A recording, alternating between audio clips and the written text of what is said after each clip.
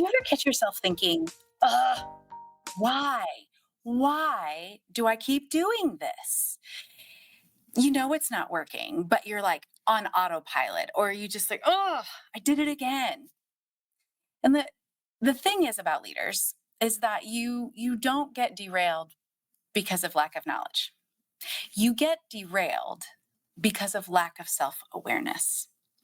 I had an amazing leader one time that told me the thing that was holding me back wasn't this, it wasn't my competence, and it really also wasn't my follow through, which is what I was concerned about. I'm going to tell you what he said in just a moment. So, if you are new here, welcome to the Joyosity podcast. I'm glad you found your way to this corner of leadership and life where joy is at the center. I'm Jenn Whitmer, international keynote speaker, leadership consultant, and all around joy bringer and author. And if you are jumping back in, welcome back. This fall, we're continuing our brand new series inspired by my upcoming book, Joyosity: How to Cultivate Intense Happiness in Work and in Life, even if things are what they are. Every time gets me. And around here, we are not settling for toxicity. We're not settling for overwhelmed leaders or the exhaustion of it's all just too much. In each episode, I'm bringing you stories and data and research and tools that you can use right away to create a flourishing, thriving workplace. And we're starting with you, the leader. So when I was in this leadership role, it was my first like real directorship. And I had a trusted colleague that I had gone to. I had gone to my leader. It wasn't just a trusted colleague. He was my boss and he was great. He's one of the best leaders I've ever had. And I was frustrated. And so I'm standing in the office and telling him, it's not happening. What am I doing? What can I adjust to make this better? Because I'm not getting what I need from the people. And he said, your directions are fine. Your expectations are not unreasonable. They're very doable. But you give those things and then you giggle and it undercuts your authority. Ugh. I had no idea. My laugh, which if you've been around, you've heard, it's always just kind of an easy laugh. It's friendly. People say that they like about me. It's a great character trait. But in the wrong place, it was undermining my leadership and it was living in my blind spot. That very clear, kind feedback changed everything for me because it was a different level of self-awareness that I needed. I didn't have it. I needed the feedback to see it. And self-awareness isn't beating yourself up about, oh my gosh, I don't know this.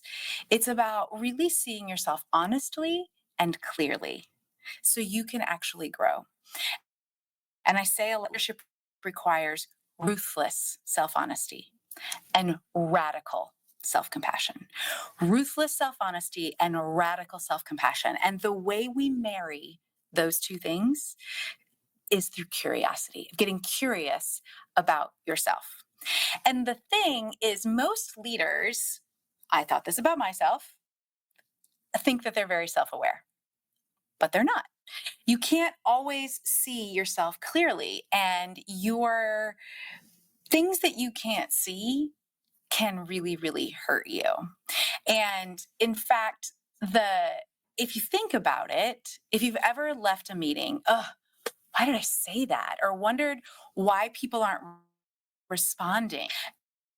That is self-awareness that is actually not working. it's the lack of self-awareness at work. And without understanding that, you repeat patterns. And those patterns will start to unravel trust. They'll sabotage communication, and they will absolutely erode your joy. And when I talk about most leaders think that they're very self-aware, it's not that you don't have any level of self-awareness, but Tasha Eurich has demonstrated through her extensive research on self-awareness that only 10 to 15% of leaders actually have accurate self-awareness, where you see that ruthless self-honesty and radical self-compassion. And self awareness is the number one predictor of leadership success. It rates higher than vision, strategy, or even communication. Self awareness is how you build all those other leadership skills. Self aware leaders get promoted more often, they build more committed and engaged teams, and create better organizations. And if they put joy with that, they create thriving organizations. So if you think self awareness and joy are just some of those things that are there that are kind of like a nice to have, I want you to think again. So I'm going to pause here for just to remember for a moment. And if you've ever thought, why do I keep doing this? I'm going to give you some free resources at the end. And it's in fact called Why Do I Keep Doing This?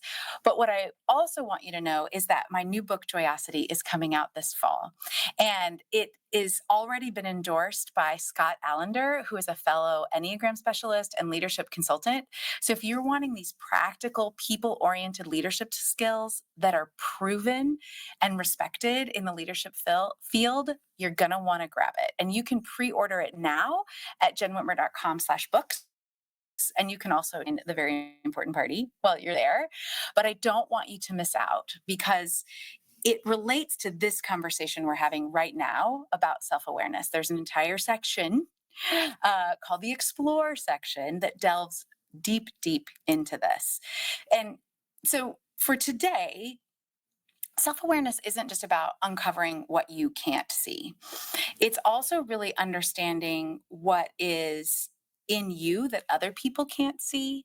But then there's also this section that, Josh gave me this great feedback that I couldn't see. It was living in my blind spot. I need to tell you the things that you can't see about me. We call that self disclosure. But then there's this section of things that are like, I can see and you can't see it. That is where your personality hangs out. And your personality will drive the bus if you aren't aware. It will steer you by fear, because that's what it's designed to do. Your personality is designed to keep you safe. And so when we start talking about personality tools, I know there's so many. There's so many personality tools out there. But the one that I have found to be the most effective, and I have been experienced with many of them since I was literally in junior high, I have found that actually the Enneagram is the one that does actually produce real change. And the reason is because the Enneagram doesn't just show you what you do, it reveals what's in this unknown space. And it names the things that you weren't able to name because it tells you why you're doing it. So if you're like still listening, you're like, what what's it? The Enneagram is a personality framework that helps us understand why, not what, but why you think, act, and feel the way you do.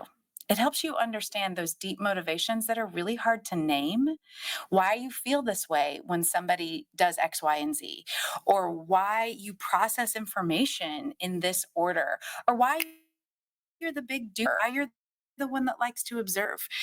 All of those are behaviors. We can see that, but the Enneagram shows you why. So before you start doing all the Googling or the chat GPTing, I would love for you to go to jennwhitmer.com/Enneagram and you can download that resource I was telling you about earlier, which is Why Do I Keep Doing This? And it will give you a little primer. It's about 6 or 7 pages, so it's much shorter than a book. You can kind of grab and get the gist. And it gives you these motivations of each Enneagram type. And that will help you really start identifying your type and help you understand why other people ain't doing it the way you do it. And you're like, why in the world would that be? It's probably because of their Enneagram type. So when you start to have this level of self awareness and you understand what your personality is after, your personality is doing a job, it's trying to keep you safe. But safety is often tied to fear. And so when your personality gets going and you're not aware, it can really drive your bus. And one of my favorite quotes by Carl Jung is, until you make the unconscious conscious, it will direct your life and you will call it fate. I don't want your personality running the show. I want you to be the most active person in your life. I want you to lead yourself and then lead other people. And so, in order to do that, you have to bring this unconscious personality up into your awareness. And that's what the Enneagram and the Why Do I Keep Doing This tool help you do. And like I said, we dig into it much, much more in the book. But when you understand your Enneagram type, when you understand what's living in your unconscious mind, your self awareness skyrockets because you can spot your blind spots before they trip you up and before other people say, hey, your laugh is a problem. You can start to lead with clarity instead of just reacting all the time, these mechanical reflexes, because your personality has its hands on the steering wheel. And when you're in that, choose joy. You can choose joy instead of repeating patterns that will consistently steal your joy. Now, lots of people have lots of struggles with personality tools at work, and I have seen them done badly. And in fact, I'm kind of like flames, the side of my face when that happens, because your personality should never be used against you. I want you to only use your personality to help you grow, to help you experience more joy, not to beat yourself up and not to beat anybody else up either. When I come in and do workshops or keynotes with the Enneagram, I always have that include no swords and shields. We're not attacking anybody, and you're not protecting yourself and excusing bad behavior because of your personality. That's not what we're doing. The other concern people often have is like, oh, that just puts me in a box. I think there are some personality tools, and that the way people then operate with them do that. The Enneagram is not that. It's definitely not the way we're using the Enneagram here in Joyosity. So the Enneagram doesn't put you in a box. It shows you the box you're already in. You're already in it. And one of the things that's great about the Enneagram is that it has lots of dynamic places where you do move and change and kind of grab for some different behaviors. The motivations never change, your core type doesn't change, but it's some movement in it that once you start to understand it, you can see how expansive and flexible of a framework of self awareness that it helps you really start to change as a leader. So, when I think about the Enneagram and its power for you as a leader, it is one of the biggest tools. It is like this foundational tool that is almost also a multi tool. On its own, it's just self awareness. And until you start to tell people, I can tell other people, oh, right now, my Enneagram 7 self wants to do escape. I want to escape this pain. I would like to go plan a trip because this feels boring. Like those are things, when I say those things, then I'm starting to connect with people. I'm also naming what's holding me back. And when you do that, you can start to see what's running the show. And then you can put yourself in that driver's seat and your own hands on the steering wheel. And that's what we want. That's the power of the Enneagram. And when you put it with other tools, it's phenomenal. And so, for you as a leader to grab this as a self awareness tool, it will start to change your life. Because I don't want it just to be this like fun thing, this great little party trick or Instagram meme that's out there. I want it to be deep and meaningful, because self awareness without self disclosure is just self centeredness. And we're not doing that. We're putting you in connection with other people. So you have belonging, you have love, you have safety. When we start to understand how our personality operates, you can then operate like the leader of your life. And that's what we want. So if I, again, put my coach hat on here for a second, I want you to take a breath. What did you learn? What do you need next? If you're not sure, you're like, oh, I've kind of heard about the Enneagram, or this is totally new, or I want to know how Jen talks about the Enneagram. That's your next step. And you can find that all at jennwhitmer.com/Enneagram, Jen with two N's. Enneagram is Enneagram. You didn't know this was a spelling lesson, but this download is free. It's really practical, and it helps you start to see why you keep doing those same things over and over again. And if you're ready to dig deeper, pre-order the book. It's at jennwhitmer.com/books. And I'd love for you to share this with this episode. If you're like, everybody's always talking about the Enneagram and I finally figured something out, share it. Share it with another leader, share it with a friend who needs this. And check the show notes for all of the links that I talked about today. And you can connect with me. I love to hear your response. I play the most on LinkedIn and Instagram. I'm at Jenn_Whitmer, or you can just drop me an email, Jenn with two N's at jennwhitmer.com. And I just would love to hear and keep the back and forth, because this is a conversation. That's what I would love this to be as we are growing together. And I know there's so much coming at you all the time. Your earballs are bombarded, and I am thanking you. I thank you for choosing to spend your time with me and with the Joyosity podcast. And rating and subscribing. I know that we say this all the time if you've heard any creator, and you may have even turned this off by now, but it really does help. And what I want it to help with is to help more people join us in this movement to create leaders who know how to cultivate positive culture with complex people. So work is a joy, and people are whole, and organizations flourish. Next week, when we tackle how the stories you tell yourself are a part of self-awareness, how those stories shape your leadership for better and for worse. We're going to explore some more. But for now, I want to leave you with this. Leadership requires ruthless self-honesty and radical self-compassion.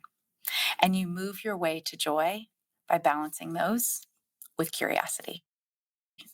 I have a great week.